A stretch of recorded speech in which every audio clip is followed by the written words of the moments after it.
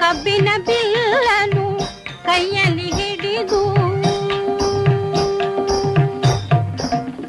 ಕಬ್ಬಿನ ಬಿಲ್ಲನು